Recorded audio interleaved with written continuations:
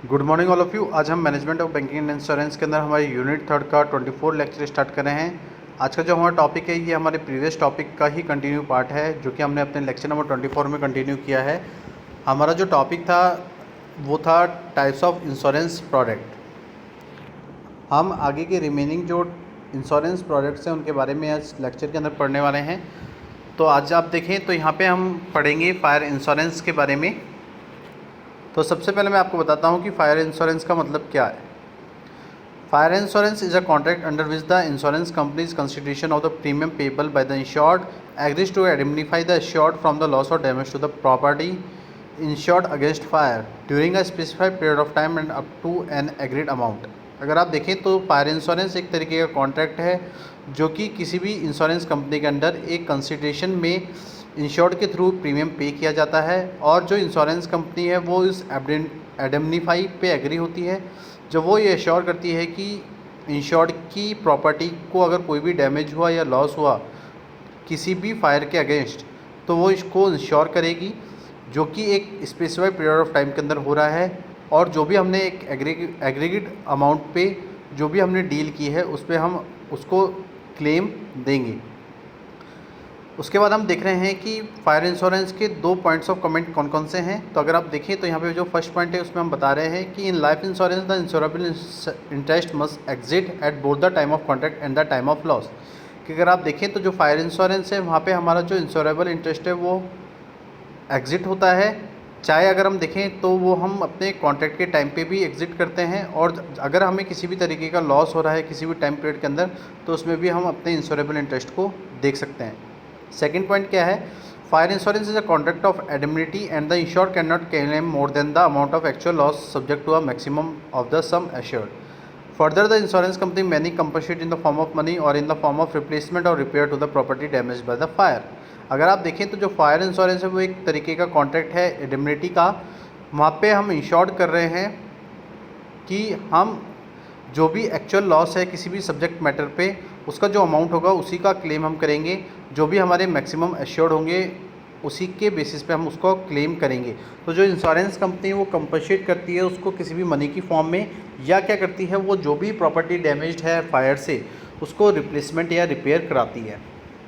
इसके बाद आप थर्ड पॉइंट देखेंगे कि loss by the fire also include the following losses. अगर आप देखें कि किसी भी तरीके से हमारी जो प्रॉपर्टी है अगर वो किसी भी तरीके से फायर से लॉस हुई है तो उसके अंदर कुछ और लॉसेस अगर हम देखें तो वो कौन कौन से हैं। Goods spoiled by the water used to extinguish fire. अगर आप किसी भी एक्सटिंग्विश फायर का यूज़ कर रहे हैं और आपके जो गुड्स हैं वो किसी भी तरीके से पानी से स्पॉइल हो चुके हैं तो उसका जो लॉसेस होगा वो आपको देखा जाएगा। सेकंड क्या है, pulling down of adjacent building by the fire brigade to prevent the progress of flames. कि अगर आप देखें तो जो फायर ब्रिगेड है अगर उसने किसी भी एडजेस्टेंट बिल्डिंग को पुलिंग डाउन कर दिया है या वो किसी भी तरीके की फ्लेम प्रोग्रेस से प्रिवेंट हुई है तो भी जो भी लॉस होगा उस प्रॉपर्टी के अंदर वो कंपनी कंपनसेट करेगी। नेक्स्ट पॉइंट क्या है, breakage of the goods in the process of removal from the building where is a fire is rigging damage cause by throwing furniture out of the window. अगर आपके कोई भी good breakage हुए हैं जब आप किसी भी बिल्डिंग में से कोई भी प्रोसेस को रिमूवल कर रहे हैं जो कि फायर के रेगिंग होने से हो रहा है, तो अगर आप अपने प्रॉपर्टी में से या अपनी किसी भी बिल्डिंग में से कोई भी फर्नीचर को थ्रो आउट कर रहे हैं और उसमें कोई भी डैमेज हो रहा है तो उसका भी आप कंपनसेट कर सकते हैं। और लास्ट क्या है, wages pay to the workers employed for extinguishing fire. और जो भी हमारी फायर को एक्सटिंग्विश करने के लिए जिन भी वर्कर्स को हमने एम्प्लॉय किया है तो उनका भी हमें वेजेस पे करना होता है। इसके बाद हम बात करें हमारे नेक्स्ट पॉइंट की, that is the average clause in the fire insurance policy. Fire insurance policy के अंदर हमारे क्या एवरेज क्लॉज होते हैं उसके बारे में हम इस टॉपिक में देख रहे हैं। To take care of the cases of under insurance there is usually an average clause in the fire policy. अगर हम अपने किसी भी इंश्योरेंस केस के अंदर देखें तो वहाँ पे हमेशा फायर पॉलिसी के अंदर एक एवरेज क्लॉज यूज़ होता है। According to this clause in case of loss the insured will himself bear a part of loss. कि अगर आप देखें तो किसी भी क्लॉज के अकॉर्डिंग अगर देखें तो जो इंश्योर्ड किसी भी तरीके के लॉस के केस में वो सारा जो पार्ट है लॉस का वो खुद ही बियर करता है। In fact for the difference between the actual loss of the subject matter and the sum assured. और ये हमेशा फैक्ट देखा जाता है कि जो भी डिफरेंस है हमारे सब्जेक्ट मैटर के एक्चुअल लॉसेस का और जो भी हम सम एश्योर्ड कर रहे हैं उसके बेसिस पे जो इंश्योर्ड है वो उस पार्ट ऑफ लॉस को बियर करता है। The insured has to be his own insurer. Suppose a house worth is 1 lakh is insured only for ₹60,000 and insurance contain the average clause. तो अगर आप देखेंगे कि हमारे जो हाउस है उसकी वर्थ अगर 1 लाख रुपए है और वो इंश्योर्ड है, तो सिर्फ हमें 60,000 रुपये अपनी इंश्योरेंस पॉलिसी के अंदर उसको एक एवरेज क्लॉज में देना होगा। तो now if the loss of the property due to fire is 40,000, अगर आपकी प्रॉपर्टी में जो लॉसेज हुए हैं वो सिर्फ 40,000 के हैं, तो जो इंश्योरेंस कंपनी है वो आपको सिर्फ 24,000 देगी as per the following formula. इसके बाद अगर हम देखें तो जो नेक्स्ट हमारा इंश्योरेंस है that is the marine insurance.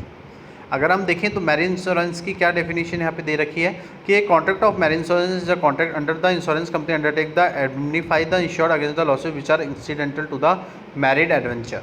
अगर आप देखें तो कोई भी कॉन्ट्रैक्ट हमारा मैरिन इंश्योरेंस का वो कॉन्ट्रैक्ट होता है जो कि किसी इंश्योरेंस कंपनी के अंडर जितने भी एडमिनिफाई हैं उनको अंडरटेक करता है, जो कि एक इंश्योर के अगेंस्ट होते हैं।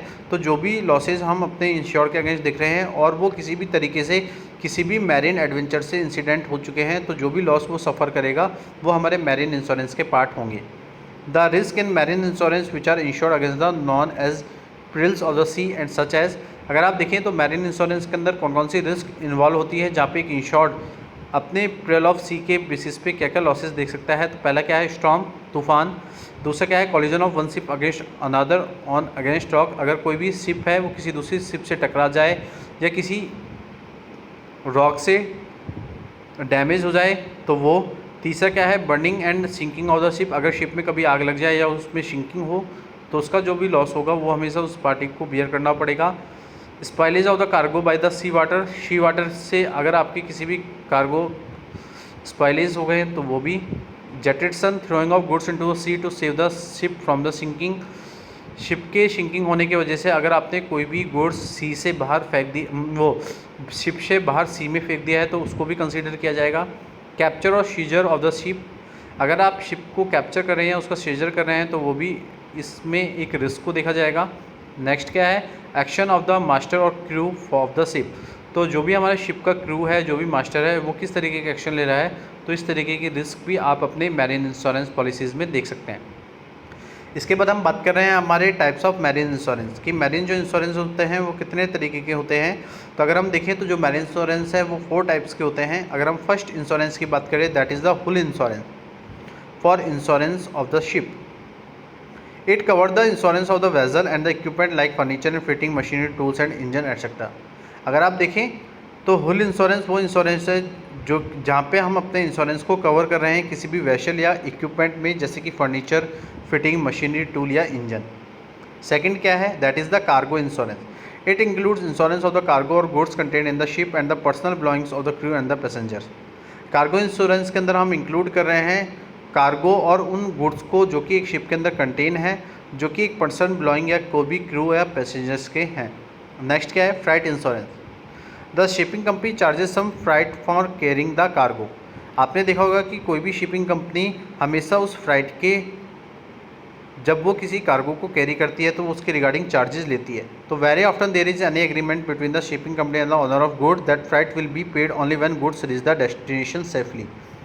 तो इसके ऑफ्टन में आप देखें तो यहाँ पे एक एग्रीमेंट हो रहा होता है किसी भी शिपिंग कंपनी या ओनर ऑफ गुड्स के बीच में। तो जो भी वो फ्राइट पे कर रहा है, तो जब तक गुड्स उसके डेस्टिनेशन तक सेफली नहीं पहुँच जाता तब तक वो उसका फ्राइट नहीं पे करता। तो if the ship is lost on the way और द कार्गो इज स्टॉलन और डैमेज्ड, अगर शिप कहीं बीच में खो जाता है या डूब जाता है या जो कार्गो है मीन्स जो हमारे गुड्स हैं अगर वो स्टॉलन या डैमेज हो जाते हैं, तो the shipping company losses the freight. तो जो शिपिंग कंपनी है वो हमेशा उस फ्रेट के लॉसेस पे क्लेम कर सकती है। Freight insurance is affected by the shipping company is to guard against such risk. तो जो भी फ्रेट इंश्योरेंस है वो हमेशा अफेक्टेड होगा किसी शिपिंग कंपनी के थ्रू, जहाँ पे वो अपने गार्ड के अगेंस्ट जो भी रिस्क होगी वो उसको के रिगार्डिंग जो भी क्लेम होगा वो उसको इनहेल करेगा। लास्ट अगर हम देखें that is the liability insurance. Under the liability insurance the insurance company undertake to indemnify against the loss which are the insured may suffer on account of liability to a third party. अगर आप देखें तो किसी भी liability insurance के under अगर हम देखें तो जो इंश्योरेंस कंपनी वो हमेशा अंडरटेक करती है एक indemnify को, जो कि किसी लॉस के अगेंस्ट होते हैं। तो अगर कोई इंश्योर्ड किसी भी अकाउंट ऑफ लायबिलिटी जो कि थर्ड पार्टी के है उससे सफ़र हो रहा है, तो for enhance if one ship collides with another and the first ship is required to pay compensation to the second ship, then this compensation can be claimed from the insurance company if liability insurance has been taken. अगर आप देखें तो कोई भी एक ship collides हो रहा है किसी अनदर शिप में, तो जो फर्स्ट शिप है वो रिक्वायर होगा कि वो सेकंड शिप को कुछ कंपनसेशन पे करे. अगर हम किसी भी कंपनसेशन को क्लेम कर रहे हैं तो वो एक हमेशा इंश्योरेंस कंपनी के थ्रू किया जाएगा जहाँ पे हम अपनी लायबिलिटी इंश्योरेंस को ले रहे हैं. तो ये था आज का हमारा टॉपिक, जहाँ पे आज हमने फायर इंश्योरेंस और मैरीन इंश्योरेंस के रिगार्डिंग कुछ टॉपिक्स को यहाँ पे कवर किया. आज के लिए इतना ही. Thank you so much and have a nice day.